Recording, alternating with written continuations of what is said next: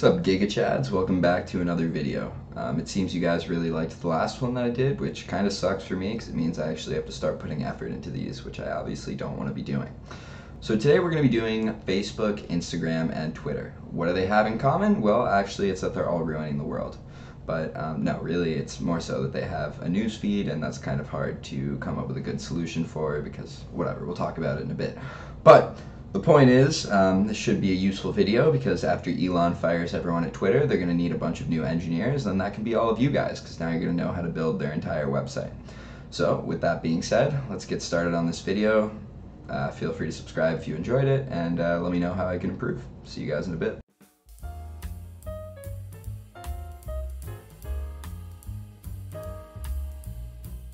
Okay, so let's talk about some of the functional requirements of our service so we can kind of hammer down what exactly it is that we need to implement. And as far as just looking at the requirements, I'm going to try and take kind of the common denominators of Instagram, Twitter, and Facebook.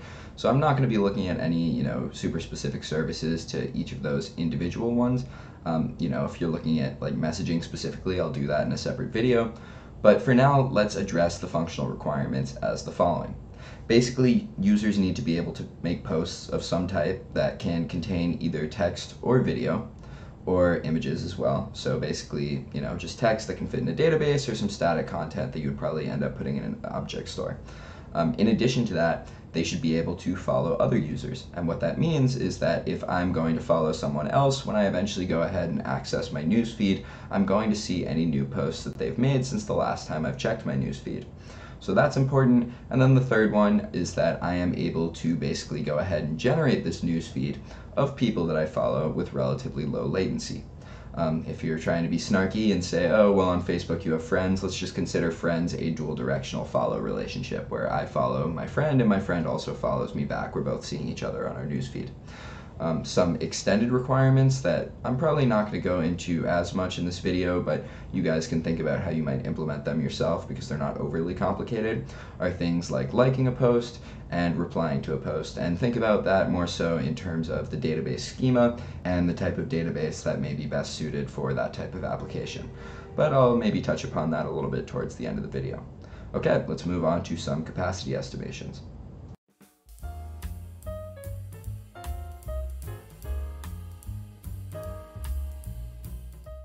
Alrighty, so as far as capacity estimates go, I'm going to use some of the numbers that I ripped from Grok in the Systems Design interview, and then I'll modify them slightly as I kind of see fit. So just pulling these straight from them, they basically assume 200 million daily active users for our social media service. They also assume that each user follows on average around 200 people. Keep in mind that's the average case. It might be the case that certain users have millions of followers, and that's obviously going to complicate things. Additionally, they assume that there are about 100 million new tweets per day, so on average, half of the people of our service tweet per day. Additionally, if a tweet is around 140 characters, remember that each character is 2 bytes in a database, so we can assume that from the 280 bytes there, plus around 30 metadata bytes of things like a timestamp or a user ID helping us to identify a tweet, or if there's some sort of image or video content, perhaps something like an S3 URL, we can probably cap that individual post size at around 300 bytes per post. And as a result of that, that means that there are going to be 30 gigabytes per day of storage, because that is 100 million new tweets per day times 300 bytes. That means over 5 years we're storing 55 terabytes of data, thus hinting that we should probably be partitioning our data. This probably isn't going to all be able to be stored over just one table, and that's going to help us a lot, plus it'll reduce the load on certain servers anyway. And then additionally, if we're going to cache 20% of our tweets, because 20% of the tweets are responsible for 80% of the traffic, that's going to be 6 gigabytes per day of cache, which means 180 gigabytes per month of cache. Again, technically you could fit it on one server, which can have up to basically 256 gigabytes of RAM, but it's probably a better idea to not do that and just partition it a little bit over multiple servers, perhaps even by region or something like that. So we can talk about partitioning and replication and all of those things later in the video, but these are just some basic estimates to start thinking about to kind of get a sense of the scale that we're working with. And as a result, because of the fact that we're operating at such big scale, we do definitely have to think about our performance here, especially considering the high magnitude of reads and newsfeed reads compared to the actual writes themselves. we're basically going to be assuming that reads are probably happening like 100 times as often as tweet writes are going down. And as a result of that, we have to be optimizing for basically pulling all of those tweets from our newsfeed at once, as opposed to going and loading those lazily. All right, let's start talking about some APIs.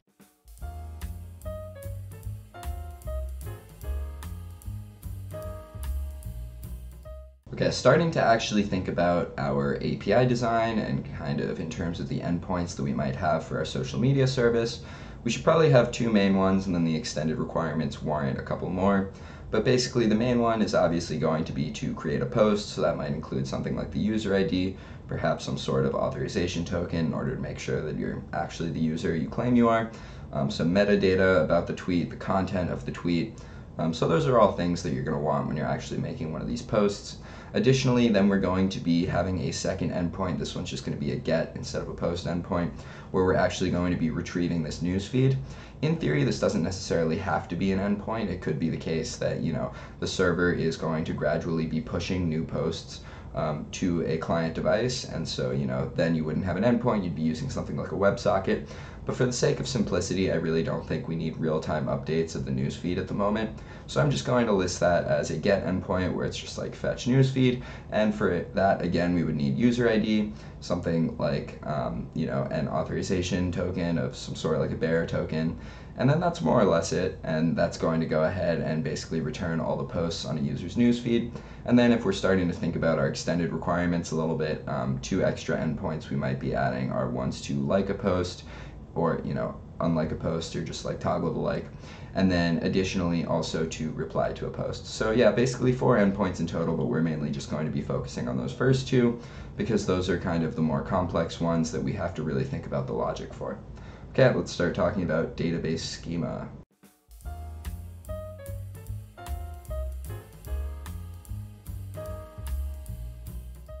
Okay, let's quickly talk about the database schema so that we can kind of decide on how we want to go ahead and format our data and the multiple tables that we're going to need in order to do so. So the first pretty obvious table that we're obviously going to have is like a post table or like a tweets table.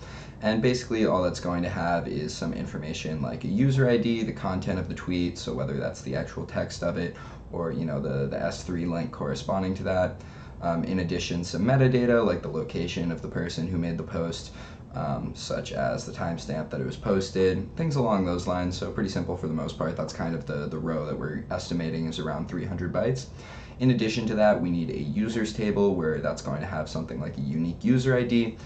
In addition to that, it's going to have things like their name, their email, hash of the password, etc., creation date of the account. Another table, this is kind of going to be more relational, so this is kind of assuming that we're going to be using a relational database, but maybe we'll go back on this once we actually think about how relational databases work or don't work for this problem, is a user follow table, where it basically just has a user 1 ID and a user 2 ID, and all that happens is that user 1 is basically following user 2, and we have their IDs for both. And what we can go ahead and do is place indexes on both of those columns, and that will allow us to really quickly query for basically who's following a given user or who follows a given user. So that's useful there. And then finally, if we are kind of dealing with that extended scope of the problem, we can have tables for basically likes on a post and also replies on a post. Or, depending on how clever we want to be, we could even treat replies as like their own separate posts and give them like a parent ID or something. But that's, again, extended scope. We're not really going to be talking about that as much. I just kind of wanted to offhandedly mention it. And now, finally, we can get into the actual architecture of this problem, which is probably going to take me a while to talk about. So we'll talk about things like replication and sharding first, then I'll hopefully be able to show off a diagram.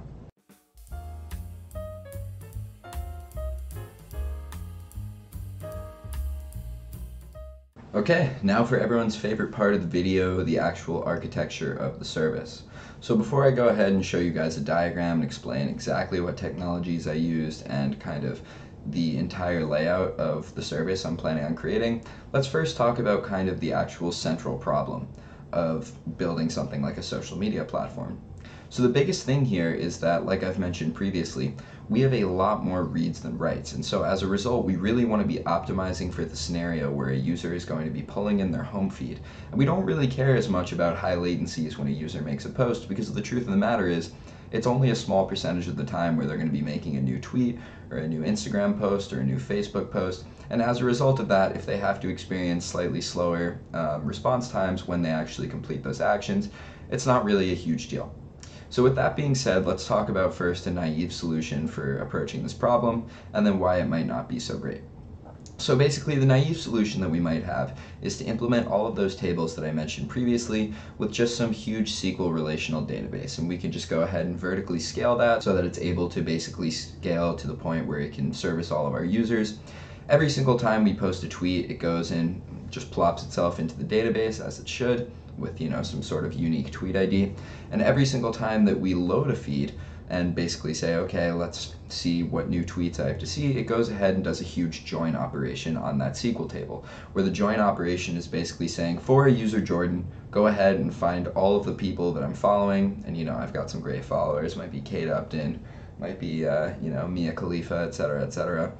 Go do a huge join operation, find all of those follower IDs, and then from there find all of their tweets from these followers and limit that to, say, the 100 most recent. And we can do that by just indexing on timestamp, basically.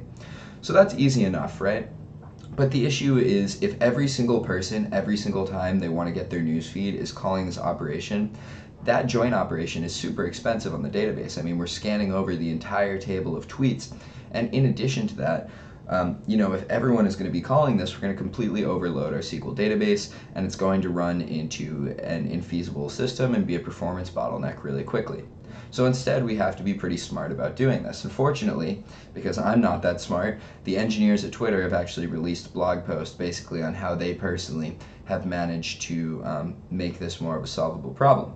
So basically, what the naive solution does is it does all of the intense computations on the read path, which means that as opposed to having a bunch of work being done every single time I write a tweet, every single time I request my newsfeed and look to read a bunch of stuff from the database, there's a ton of work being done. So instead, why don't we do more work on the write path, which is something that is going to be happening less frequently because less tweets are being posted, and that way we can go ahead and basically pre-compute our news feeds for users.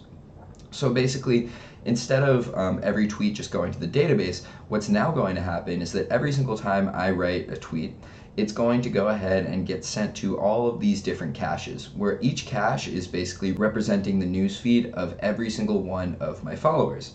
And so the thing is here, this is all great, and it's very doable using stream processing, and I'll show that off in a little bit. But it comes with the caveat that, say I'm Cristiano Ronaldo, I certainly have his looks, but unfortunately not his soccer skills. Basically, if I have millions or billions of followers and I make a new post, it's infeasible for basically the back end of our application to go ahead and deliver that post to millions or billions of followers. So instead, what we need is this kind of hybrid approach where for the typical average user with only a few hundred followers, we can go ahead and deliver that tweet to everyone's cache.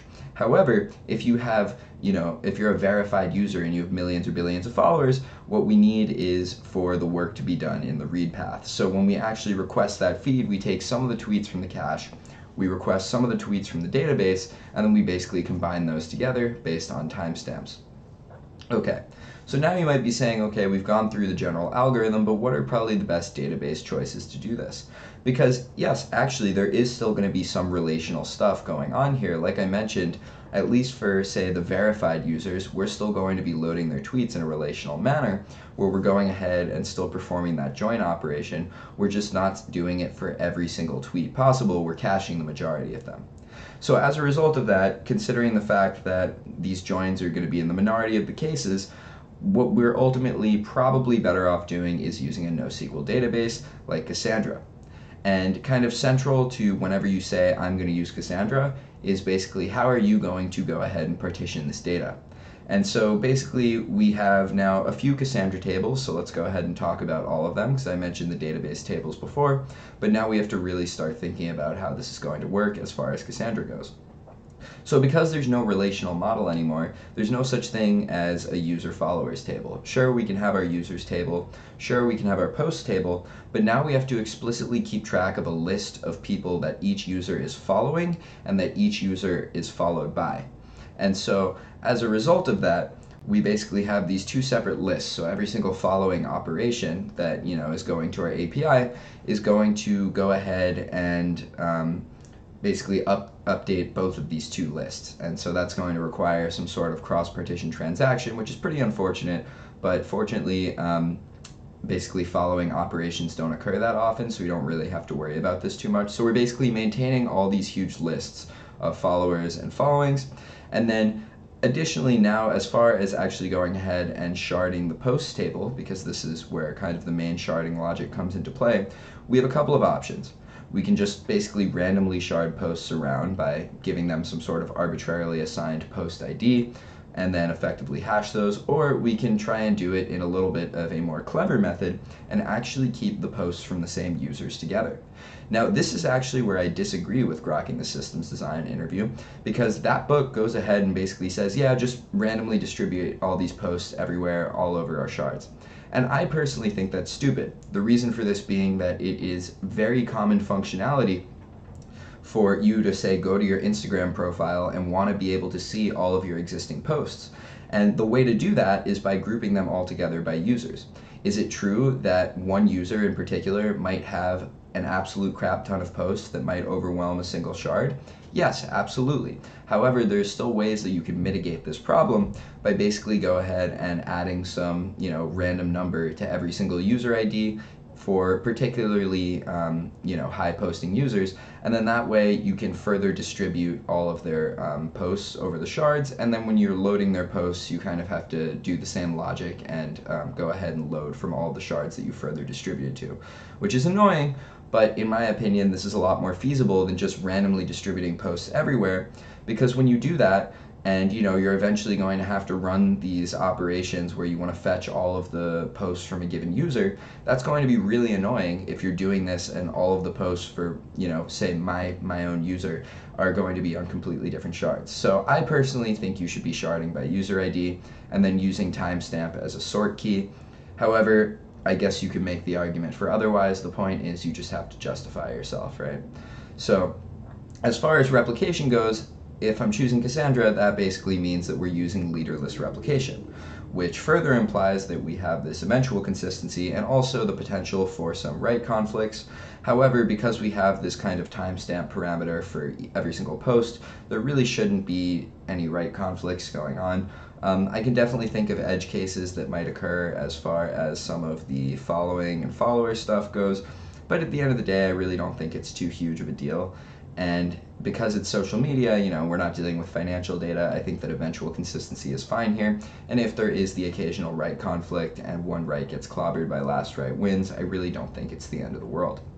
As far as caching goes, because this is kind of important to talk about, basically, like I mentioned, it's very possible that a certain user or a certain post in particular is going to be very hot, and as a result, everyone kind of wants to read from that database partition. For example, like I said, if Ronaldo goes ahead and makes a post, because he's a verified user, everyone on their newsfeed is going to actually be hitting that shard.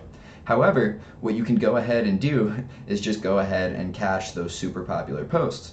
And that's kind of just like our individual hot post cache, but in addition to that, like I mentioned before, we have feed caches for every single user, which can and should be replicated. So you can basically just throw the entire feed of a given user on one of these Redis instances, which is then replicated to a couple of other Redis instances, so that we have high availability when trying to go ahead and access a user's feed.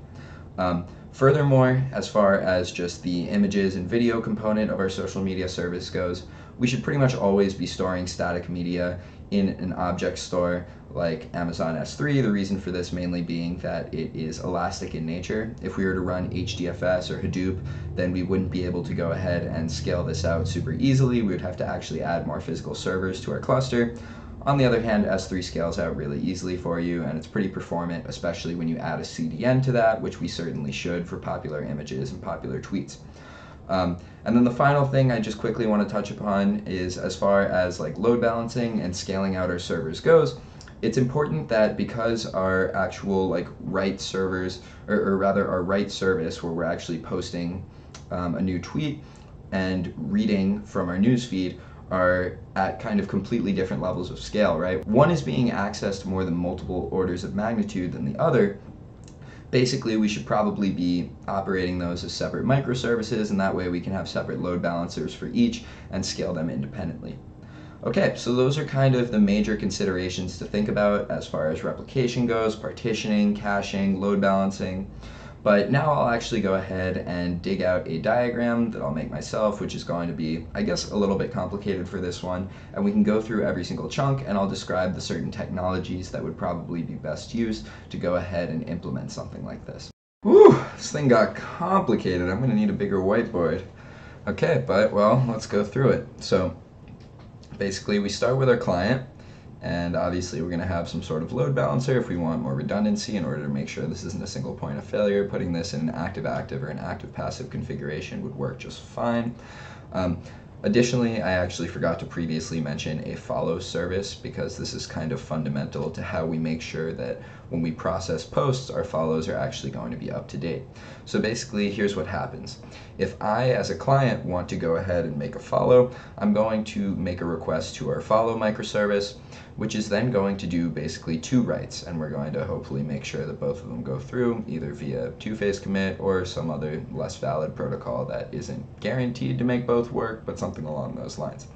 So basically we're going to update the followers and the followings whenever we make one of these follows, put that in our user follows Cassandra table, and then what we're going to do is basically go ahead and stream those changes from the Cassandra table, which is known as change data, to a log-based message broker. The reason we want a log-based one is so that we can replay the changes if it were to go down, because it's very important that we're able to basically keep the local copy of this user follows Cassandra table up to date in our stream consumer for the post. So basically, in order to go ahead and consume this stream, we're using a technology called Flink, which is super useful for basically keeping this, this state local to the actual cluster of nodes which are going to be consuming from that other post stream, which I'll be talking about in a little bit. And then by doing so, we can make sure that the posts are basically going to be directed to the proper caches for user feeds. I know I just went through a lot there, but basically the gist is this. Once we make a post, the post is going to go to an in-memory message broker. The reason we use in-memory this time instead of a log-based message broker is because we care about faster processing and we don't really care about the order of the processing. Also, even though I didn't really write it out here, we can basically go ahead and assume that by virtue of the technologies that we're using, whether it's Kafka or RabbitMQ for the memory-based message broker, we are going to be partitioning and replicating these queues to ensure high availability so that they're not single points of failure. And basically all of these posts are going to go into this in-memory message broker, whether that's RabbitMQ or something like Amazon SQS, where after that they're going into our Flink consumer nodes, where basically the Flink consumer nodes are going to go ahead and load all of the followers of that user who posted the tweet, and then it's going to place that tweet into all of their respective feed caches. The feed caches are then basically just a Redis instance or a Memcache instance which can be replicated for further availability.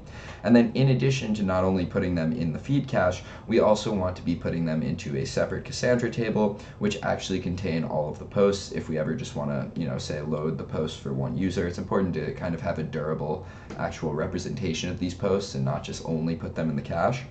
So then once we have those posts in the Cassandra database, we can actually start using a cache on top of that because, like I said, certain posts in the database are going to be accessed a lot if they're from someone like a celebrity. And as a result, we have this second post cache here, which can just go ahead and pull basically instances of a post out of that cache whenever they're needed. We can just use an LRU policy for all of the caches involved here because that tends to be sufficient. The last component of the service that I have yet to mention, because I forgot to, is the fact that whenever a post is made, if it's going to have any static content such as an image or a video, that's going to first go into S3 so that we can get the URL for that, and then eventually from S3, if it's super popular, may be pulled into our CDN, which will hopefully be located at least geographically close to our client. Oh man, like I said, it was going to be a lot, but I mean, it should make sense. This is more or less what they actually do. So, yeah, as you can see, this turned out to be a stream processing problem because the truth is SQL just isn't sufficient at scale a lot of the time. Okay, in conclusion, I hope this video is useful. As always, feel free to leave any questions in the comment section. You guys seem to like it when you get to see me nice and up close and, you know, very detailed. So, I'm okay with it. I kind of like just banging out PowerPoints, but whatever, let's do this. And to those of you who are new to the channel, because I think there may be some depending on when this video gets posted, have fun, stick around, welcome to the community.